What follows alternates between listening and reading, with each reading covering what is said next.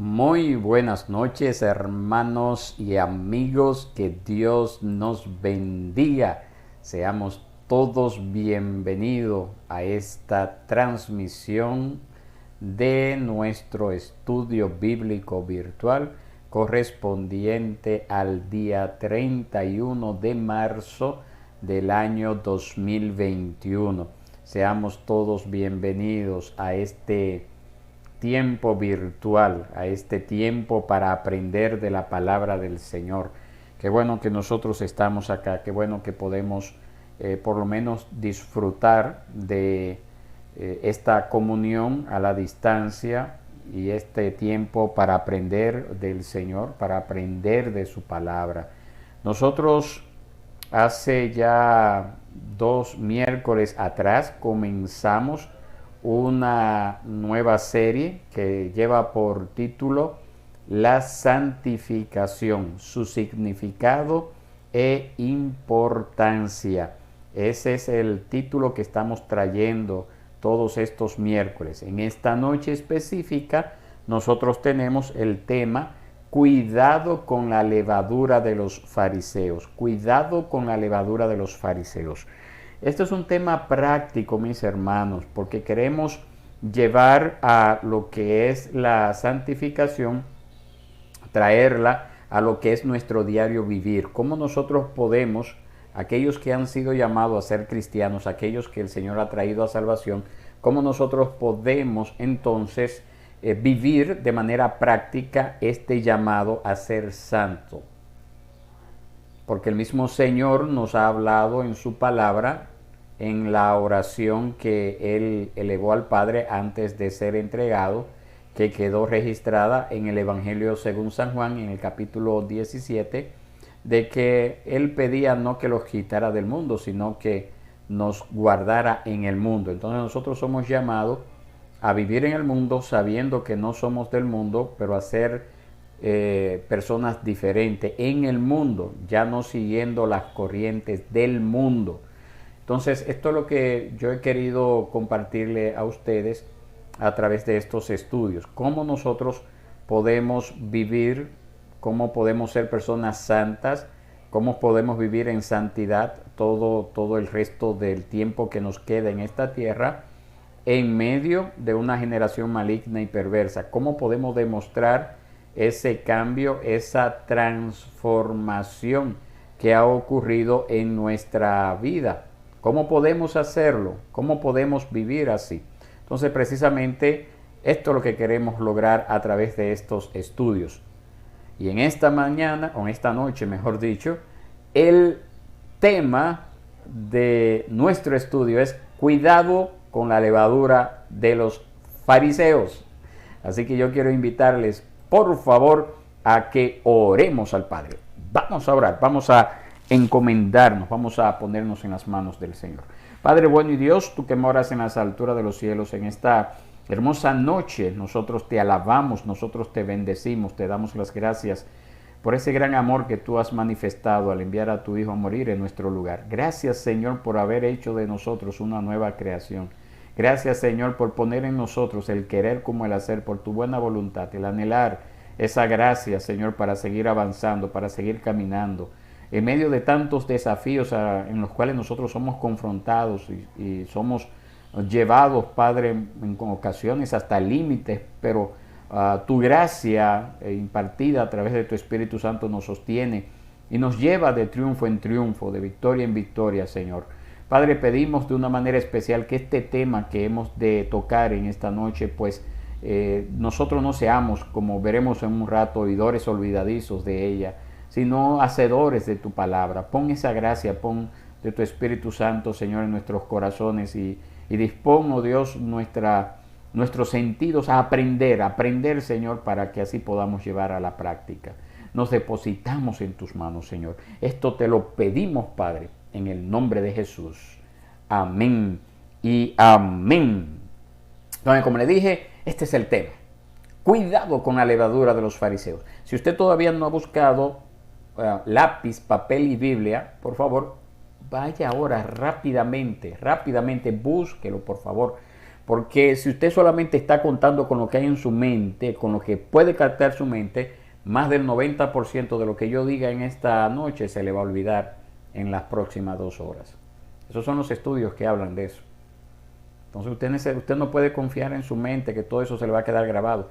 Gracias a Dios que esto se puede quedar grabado y que esto puede usted volver a ellos, a estos estudios. Ojalá, ¿verdad? Ojalá que también pudiera disponer de esta herramienta y volver a estudiar, a repasar estos temas que estamos tratando por su bienestar espiritual, para su crecimiento espiritual también.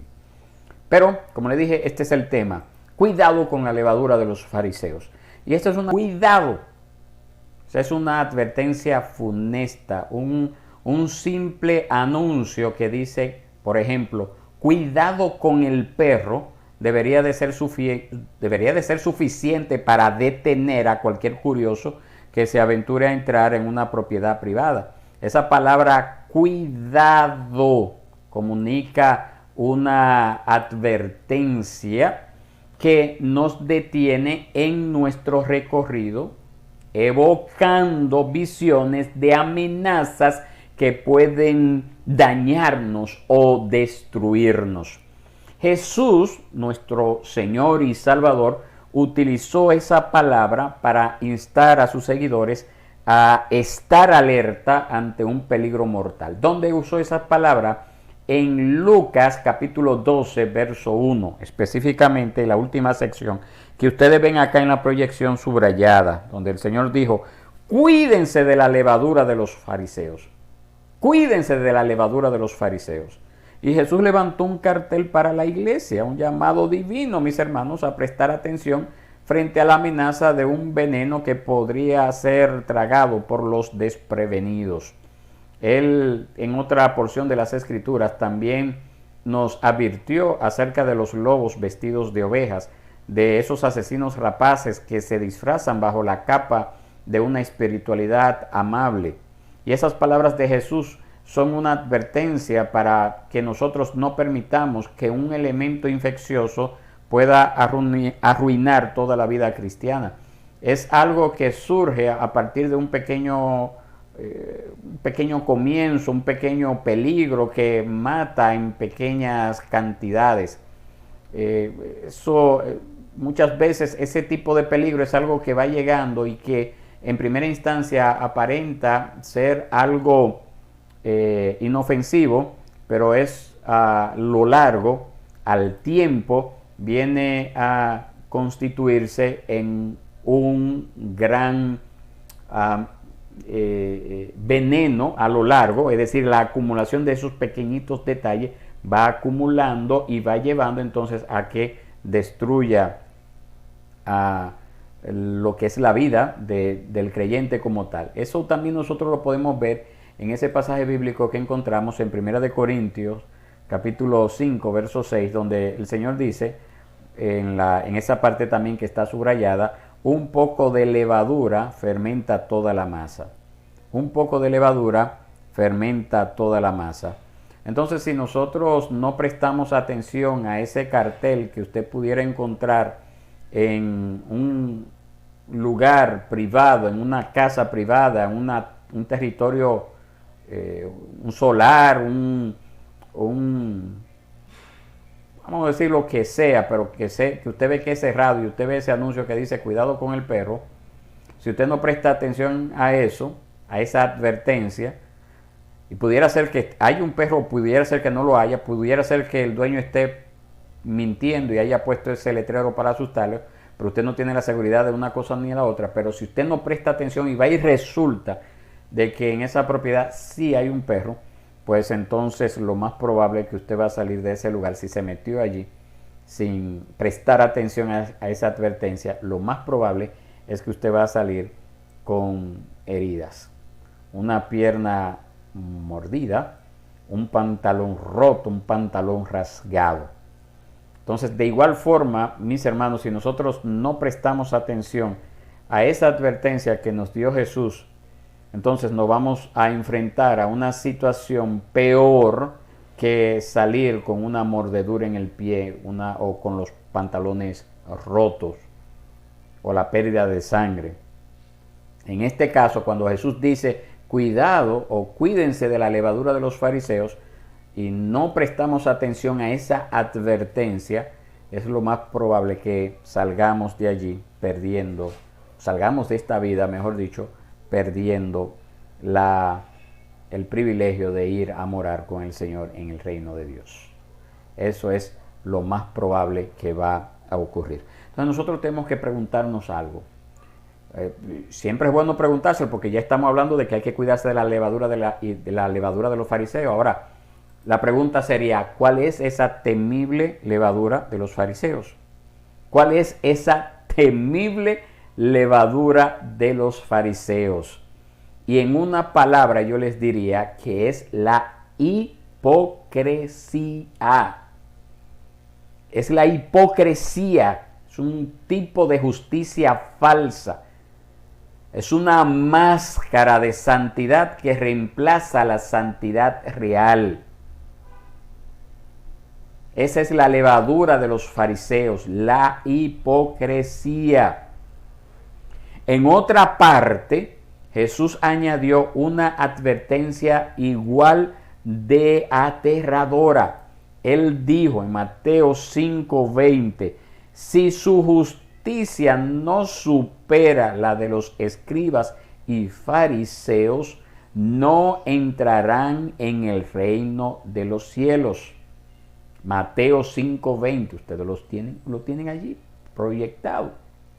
Esa palabra que inicia esta porción de las Escrituras, sí, introduce una condición necesaria para algo que sigue.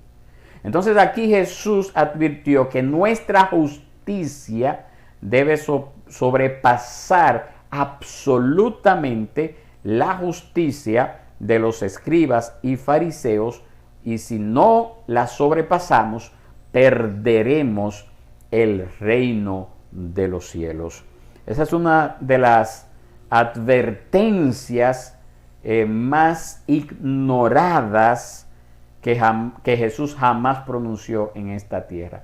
Una de las advertencias más ignoradas. Muchas veces es descuidada con indiferencia por el cristiano moderno, quien no ve en esa palabra una amenaza real para su vida en estos tiempos. Muchas veces no lo ve así. ¿Por qué? Bueno, ¿por qué? ¿Por qué no lo ven así? Bueno, porque muchas veces nosotros vemos a los fariseos como esos hombres traicioneros, esos hombres corruptos, esos hombres sin escrúpulos, que de hecho fueron los que tramaron la muerte de Jesús, que precisamente en esta semana nosotros celebramos. ¿Qué podría ser más diabólico que eso? ¿Qué pudiera ser más diabólico que eso? Entonces, seguramente es más fácil para cualquier seguidor de Cristo sobrepasar, ¿verdad?, la justicia de esos enemigos tan hostiles como nosotros vemos narrado en los evangelios. Y a primera vista eso parece que el cristiano más débil no debería de tener ningún problema para sobrepasar la justicia de los fariseos a primera vista. No, sobrepasar la cosa de los fariseos, no, hombre, eso cualquiera. El cristiano recién convertido puede tener una justicia más alta que los fariseos. Entonces, cuando nosotros escuchamos esa advertencia de Jesús, podemos ser tentados a responder que nosotros estamos justificados, que eso no aplica para nosotros, que ya nosotros recibimos la justicia de Cristo y que la justicia de Cristo sobrepasa la justicia de los fariseos, y que si tenemos la justicia de Cristo, ¿por qué razón? ¿Por qué razón nosotros deberíamos de preocuparnos? Y no hay duda alguna, mis hermanos, que realmente nosotros tenemos lo que es la justicia de Cristo. Eso es lo que nos dice en Romanos capítulo 5, verso 1. Justificado pues por la fe tenemos paz para con Dios por medio de nuestro Señor Jesucristo. El reino es nuestro, ¿verdad? Nada puede ser más seguro que el hecho de que todo el que posee la justicia de Cristo verdaderamente heredará el reino de Dios. No hay más requisito que la justicia de Cristo. ninguna justicia puede exceder esa justicia con la que un cristiano es revestido a través de la fe. Eso lo pudiéramos decir, ¿verdad? Pero a pesar de ello, nosotros también tendríamos que hacernos entonces otra pregunta.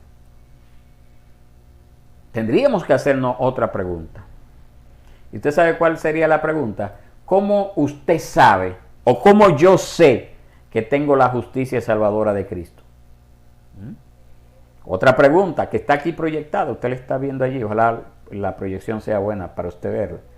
¿No sería posible engañarme a mí mismo pensando que tengo lo auténtico cuando de hecho mi fe es fraudulenta?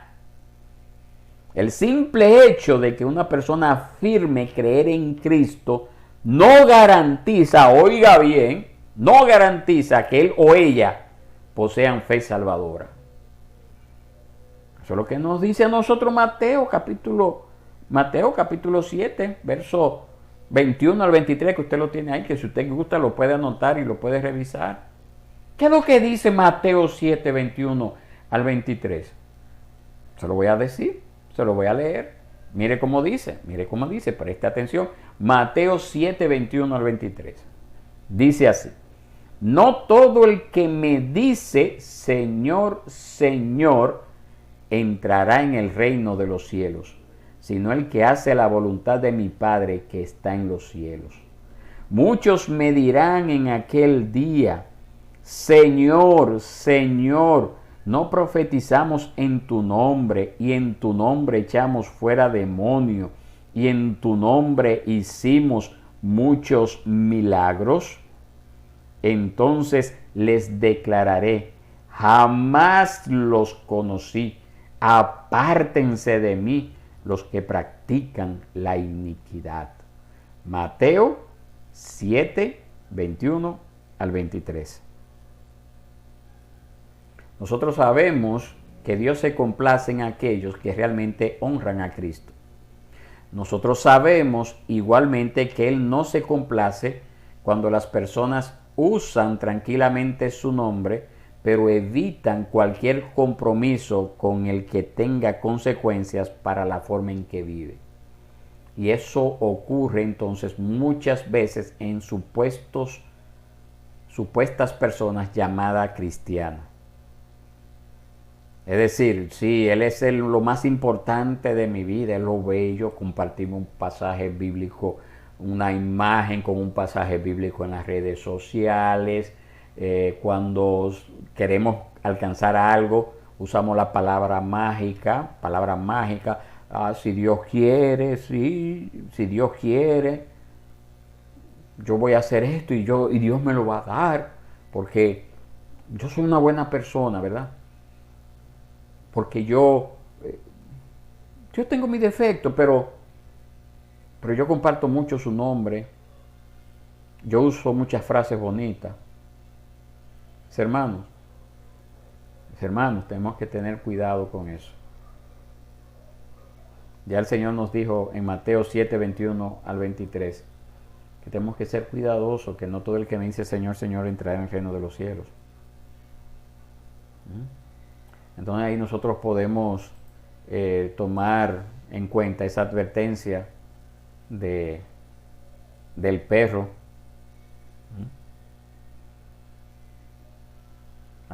Hay personas que ponen en sus casas ese letrero que dice cuidado con el perro. Y como le dije, quizás no hay ningún perro allí. Y esas personas que afirman que hay perros cuando no los hay. La advertencia no tiene una realidad que los respalde.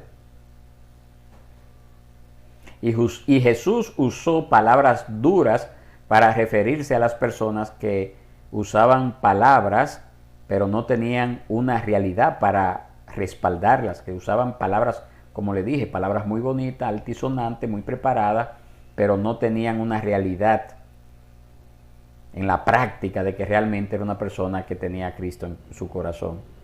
Entonces esas palabras que Jesús pronunció son una amenaza real para aquellos cuya justicia no es genuina, es una advertencia para esas personas que dicen ser creyentes, a esas personas que dicen creer en Dios, pero en la práctica demuestran que real y efectivamente el Señor no habita en ellos. Hay una historia, hay una anécdota que quedó registrada en un periódico local en los Estados Unidos. Es acerca de un hombre, un ladrón. Hay diferentes tipos de ladrones.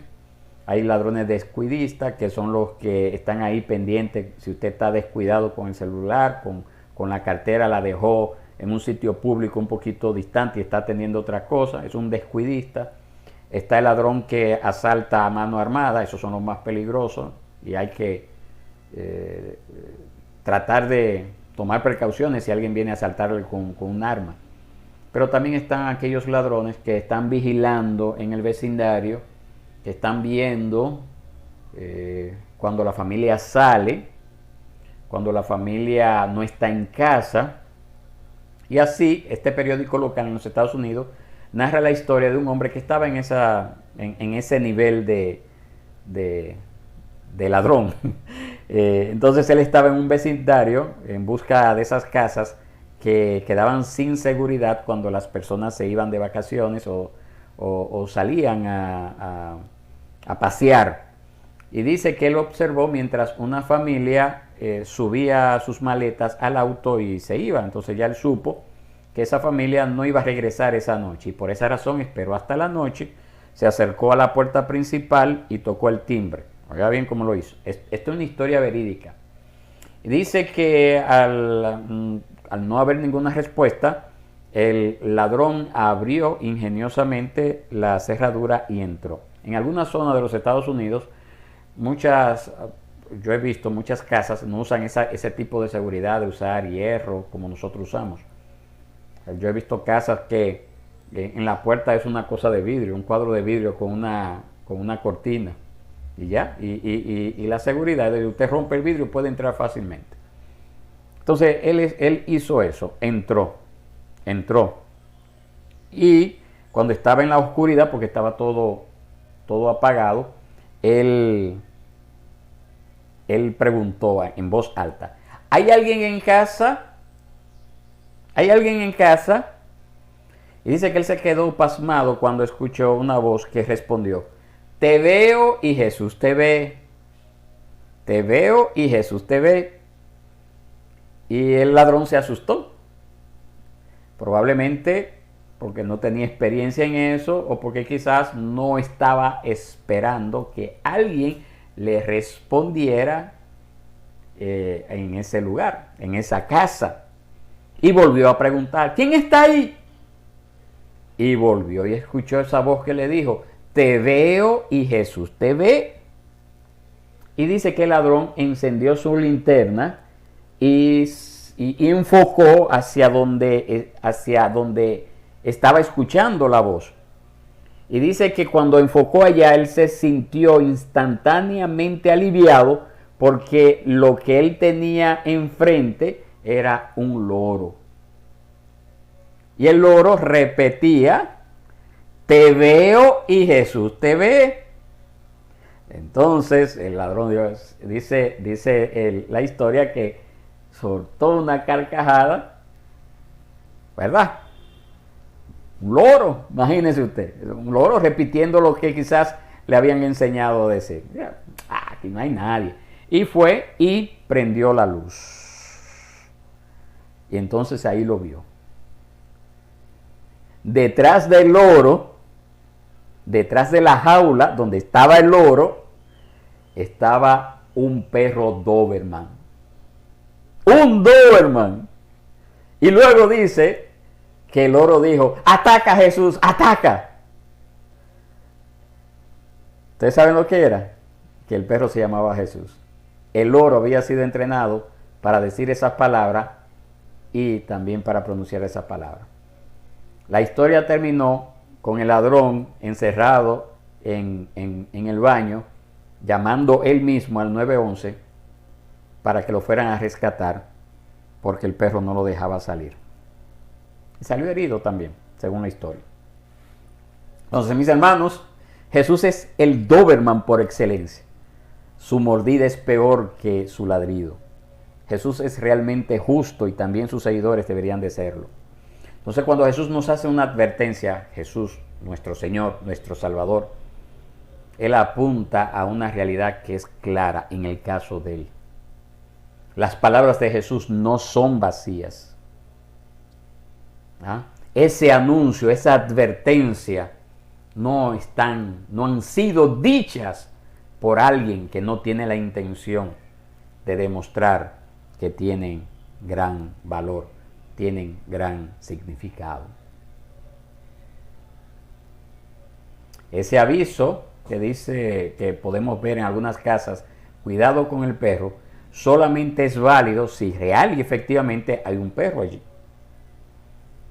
Nosotros, como hijos amados de Dios, nosotros hemos sido cubiertos, hemos recibido la justicia de Cristo.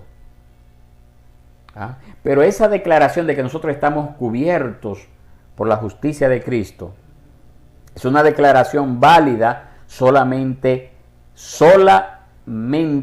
si realmente hemos venido delante de Él en arrepentimiento y fe. Si realmente estamos buscando, procurando la justicia de Él.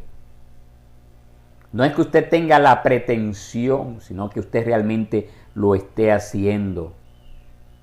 Los frutos de nuestra justicia deben de exceder la pretensión de justicia que mostraban los escribas y fariseos de ese entonces. Los fariseos alcanzaron un nivel de justicia alto. Su justicia era externa, era un espectáculo externo. Pero ese espectáculo externo era una demostración brillante de destreza y había engañado a mucha gente. Y lo que es más trágico, engañó a los mismos fariseos. Ellos realmente eran capaces de convencerse de que poseían lo auténtico. En una ocasión le dijeron a Jesús, nuestro padre Abraham, nosotros tenemos como padre Abraham.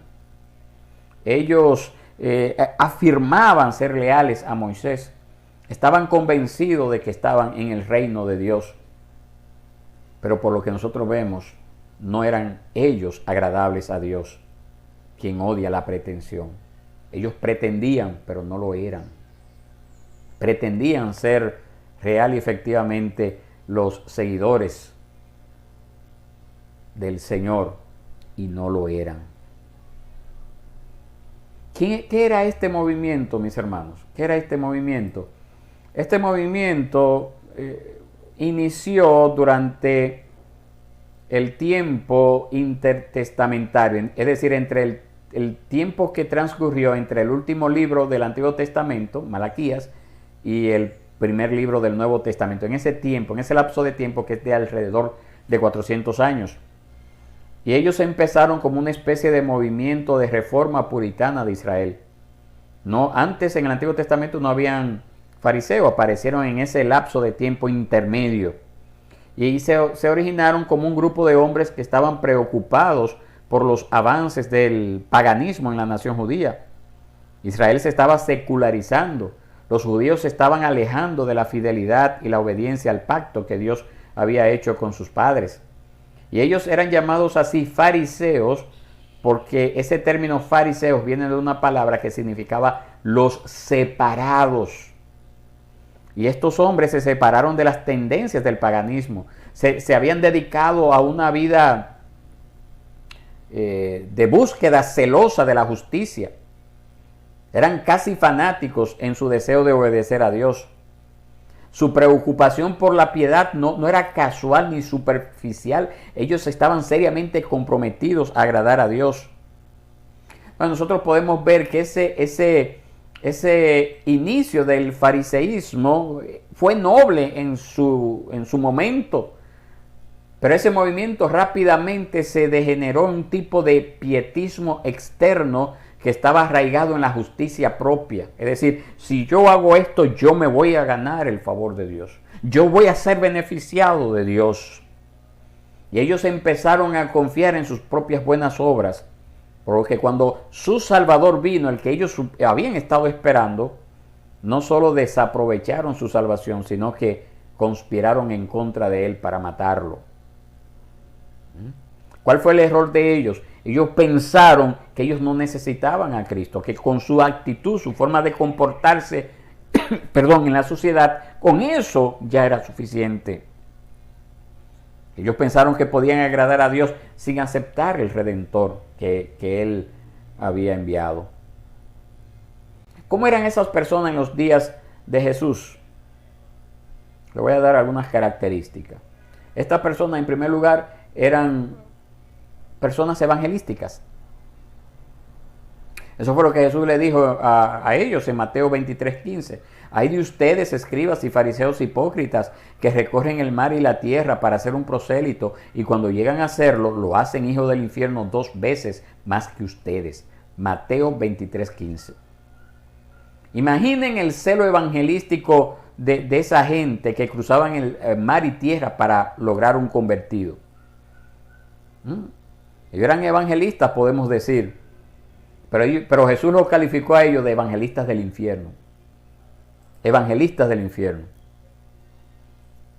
Nosotros tenemos muchas personas que son grandes misioneros, pero eso no quiere decir que con eso van a ganar el cielo. Ahí tenemos los testigos de Jehová, ahí tenemos los mormones, ahí tenemos los musulmanes también. Tienen una tendencia hacia buscar prosélitos. Entonces, mis hermanos, cuando los cristianos, nosotros somos llamados a esa empresa, a esa labor evangelística, no podemos pensar que con que yo esté haciendo este trabajo, yo estoy ganando el favor de Dios. Cuando yo evangelizo, cuando yo invito a alguien, lo hago en primera instancia por agradecimiento a Dios, porque Dios me invita a formar parte de esa gran empresa que es alcanzar al mundo para Cristo. Y en agradecimiento lo hago. Como decía Pablo, sufro penalidades por eso. Pero no puedo pensar de que yo estoy ganando puntos para acercarme más a Dios. No, eso no lo conseguimos. Incluso el hecho de que yo sea muy dedicado a esto, a la evangelización, tampoco garantiza de que mi fe es genuina. Pudiera estar en ese grupo de personas al estilo fariseo. Otra cosa que también aprendemos de los fariseos es que eran diezmadores. En cierta ocasión Jesús reconoció que los fariseos eran escrupulosos en sus costumbres al dar. No dejaban de dar sus diezmos, y Jesús lo comentó en medio de una declaración de maldición sobre ellos. Eso quedó registrado en Mateo 23:23. ¿Cómo dijo Jesús? Mateo 23:23. Hay de ustedes, escribas y fariseos, hipócritas, que pagan el diezmo de la menta, del anís y del comino, y han descuidado los preceptos más importantes de la ley, la justicia, la misericordia y la fidelidad. Oiga bien, estas son las cosas que debían haber hecho sin descuidar aquellas. Mateo 23:23. Entonces los fariseos cayeron en esa trampa de especializarse en cosas de menor importancia. Y sus prioridades estaban al revés. Lo externo se volvió más importante que lo interno. Exaltaban en gran medida cuestiones menores para ocultar su fracaso de ser fieles en asuntos más importantes. Pero al menos daban el diezmo, ¿verdad que sí? Al menos estaban en eso. Entonces, usted sabe que en el antiguo Israel el diezmo se daba en forma de productos o ganado. La gente traía los primeros frutos de la cosecha, los rebaños al Señor. Entonces el hecho es que los fariseos eran muy escrupulosos en diezmar.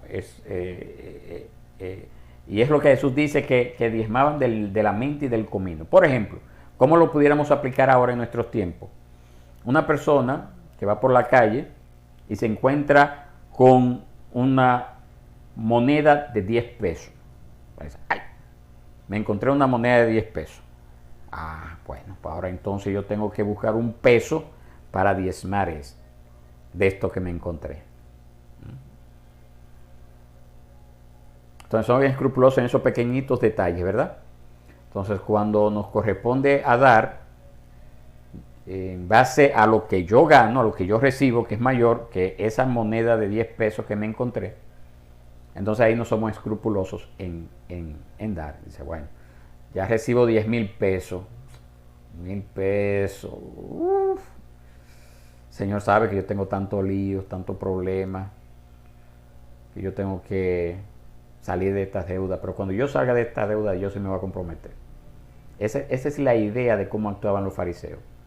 Lo menor, de 10 pesos, sí voy a dar el peso, ¿verdad? Porque aquí es más fácil.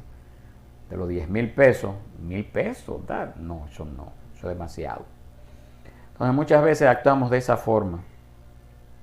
En nuestro mundo, lamentablemente, un gran por ciento de las personas no están dispuestos a cumplir con esto. Entonces, si los fariseos eran capaces de ser tan meticulosos en estas pequeñas cosas, y nosotros también seguimos esa misma línea de los fariseos, es muy probable que nuestra justicia no sea mayor que la de los fariseos. Es muy probable. Nosotros tenemos que cuidarnos, mis hermanos, de no solamente cuidarnos de la levadura de los fariseos, sino también en tratar de juzgarlos con demasiada dureza. En su deseo de agradar a Dios, ellos, los fariseos, sobreenfatizaban los actos de justicia pequeños y visibles. Y nosotros a veces minimizamos tanto los actos pequeños que terminamos descuidando tanto los asuntos pequeños como los grandes.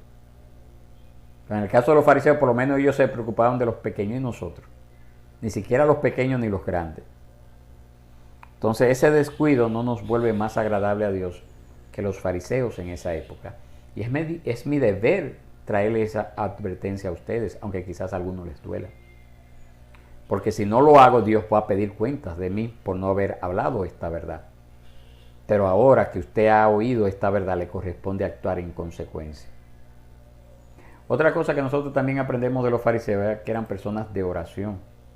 Eran hombres de oración. Ellos disfrutaban de hacer una demostración pública de su piedad. Ellos asumían una postura reverente y hacían oraciones elocuentes, pero no sabían nada del tipo de lucha con Dios que caracterizó, por ejemplo, la vida de oración del salmista. Como David oraba, que dice que mojaba su almohada con sus lágrimas de noche. Como por ejemplo ahí dice el Salmo 6:6. Estos fariseos lo que hacían era acumular vanas repeticiones. Vanas repeticiones para ser vistas por los hombres. Para ser vistas por los hombres. Entonces nosotros desagradamos a Dios con nuestras vanas peticiones, nuestras oraciones hipócritas, nuestras oraciones para ser vistas por los hombres, pero también deshonramos a Dios cuando dejamos de orar, cuando no lo hacemos. Los dos están mal. Los dos están mal. O que oremos cosas sin sentido, vanas repeticiones como hacían los fariseos, o que dejemos de hacerlo. Otra cosa que también hacían mucho los fariseos eran que leían sus Biblias. Leían sus Biblias. Jesús reprendió a los fariseos diciéndoles, ustedes, esto está en Juan capítulo 5, verso 39, ustedes examinan las Escrituras porque piensan tener en ellas la vida eterna, y ellas son las que dan testimonio de mí. Los fariseos eran doctos en teología. Ellos podían recitar capítulos y versículos, pero no reconocían el mensaje de la palabra de Dios. Pero al menos los fariseos eran diligentes en escudriñar las escrituras. Y aquellos que se hacen llamar cristianos pero nunca leen la Biblia. Nunca leen la Biblia. Tienen buenas intenciones de leerla algún día, pero mientras tanto viven posponiéndolo. Porque hay mucho trabajo, porque hay cansancio, porque, wow, hay tantas cosas que hay que hacer. Y no hay tiempo para leer la palabra.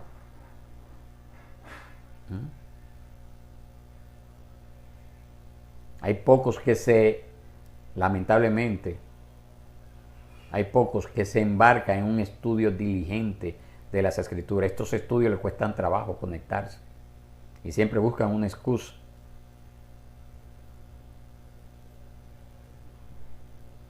Durante su encarnación nosotros vemos que Jesús demostró un profundo amor por la palabra de Dios.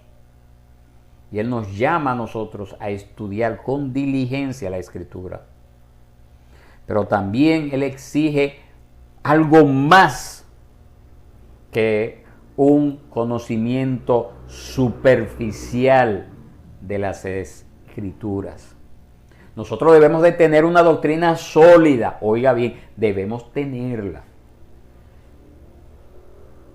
Porque tampoco es excusa. No, porque yo no soy como aquel que sabe mucho de la palabra, pero no la vive. No, eso no es excusa para usted tampoco. No, que yo sé que cuando una persona es así, que le habla mucho, los hechos demuestran que no es nada. Pero eso tampoco es excusa para usted seguir la corriente de esa persona que habla mucho y no hace nada. Pero tampoco usted tiene excusa para escudarse en esa persona que no vive conforme a la palabra. Y usted tampoco vivir conforme a ella y mucho menos leerla. Aprenda eso, mis hermanos. La justicia que agrada a Dios es una justicia que parte del hecho de que nosotros debemos de ser hacedores de la palabra y no tan solo oidores. Eso es precisamente lo que nos dice a nosotros en Santiago capítulo 1, verso 22. Sean hacedores de la palabra y no solamente oidores que se engañan a sí mismos. Sean hacedores de la palabra y no solamente oidores que se engañan a sí mismos. El evangelismo, el diezmo, la oración y el estudio bíblico eran solamente unas cuantas actividades rigurosas de los fariseos. Ellos sobresalían en todas esas cosas: la oración, el evangelismo, el diezmo, la lectura de la palabra. Pero a pesar de ello eran hipócritas. Pasaban por esas muestras externas de piedad, pero sus corazones estaban lejos de Dios. Se quedaban con la letra de la ley, pero descuidaban el espíritu de la ley. Como nos dice Mateo 23:23, que ya les mencioné. Las escrituras nos advierten a nosotros que la gente mira las apariencias externas. Hay muchas personas que pueden vivir de apariencia, al estilo de los fariseos. Hay muchas personas que pueden vivir así. Pero la palabra de Dios nos dice que Dios ve el corazón. Eso está ahí en 1 Samuel 16:7. Pero el Señor le dijo a Samuel: no te dejes impresionar por su apariencia ni por su estatura, pues yo lo he rechazado. La gente se fija en las apariencias, pero yo me fijo en el corazón. Entonces, mis hermanos, esto es 1 Samuel 16:7, yo espero que usted lo haya notado. Esto no quiere decir que a Dios solo le importa el espíritu de la ley y no la letra, ¿verdad? Porque eso también, como reformado, yo creo que lo he aclarado. Tenemos que ser personas del libro, personas que estudiemos la palabra de Dios, personas dedicadas a presentar pública defensa de la palabra de Dios. Entonces nosotros no podemos apelar a esa desobediencia externa por el hecho de que lo que yo vivo para con Dios lo vivo internamente. Eso está mal también, eso no es correcto. Porque la vida que agrada a Dios es una vida tanto interna como externa. Lo que hay en mi corazón tiene que mostrarse en aplicaciones diarias externas. Eso externo tiene que ser una evidencia de lo que está ocurriendo en mi interior. Entonces, cuando hay esa combinación de que lo que yo vivo, lo que yo creo, lo practico, lo que practico, lo vivo, lo que vivo ya ha sido interiorizado en mí, lo puedo defender. Cuando eso ocurre, entonces real y efectivamente nuestra justicia será mayor que la de los escribas y la de los fariseos. Será mayor. Cuando eso realmente ocurra en nosotros, entonces podremos decir que ese tipo de obediencia excede la justicia de los fariseos y es el tipo de obediencia a la que nosotros como cristianos somos llamados. Práctica, intelecto, espíritu, alma, todo nuestro ser tiene que ser presentado delante del Señor y transformado. Eso que yo recibo tiene que transformar mi diario vivir. Mi diario vivir tiene que ser una muestra inequívoca de esa transformación interna. Y así, solo así, sobrepasaremos la justicia de los escribas y de los fariseos. Que el Señor nos dé esa gracia para ser hacedores de su palabra y no tan solo oidores que nos engañamos a nosotros mismos. Es tiempo de poner en práctica lo aprendido. No nos podemos quedar con un conocimiento intelectual y mucho menos escudarnos en la excusa de que yo no quiero ser como aquel que sabe mucho de la palabra pero no lo vive. Jamás, jamás, que eso no ocurre en nosotros. Así que mis hermanos, Dios les bendiga, Dios les guarde. Como siempre les he dicho, cualquier pregunta que usted tenga, cualquier inquietud que surja, algo que no haya quedado claro, es necesario que usted pregunte para que así podamos ayudarle a traer luz a estos estudios, mayor luz a estos estudios para usted. Así que usted tiene esta oportunidad de escribir, ya sea acá en los comentarios o también me puede escribir de manera privada. Que Dios les bendiga, que Dios les guarde, que ha sido un placer estar con ustedes en esta hermosa noche.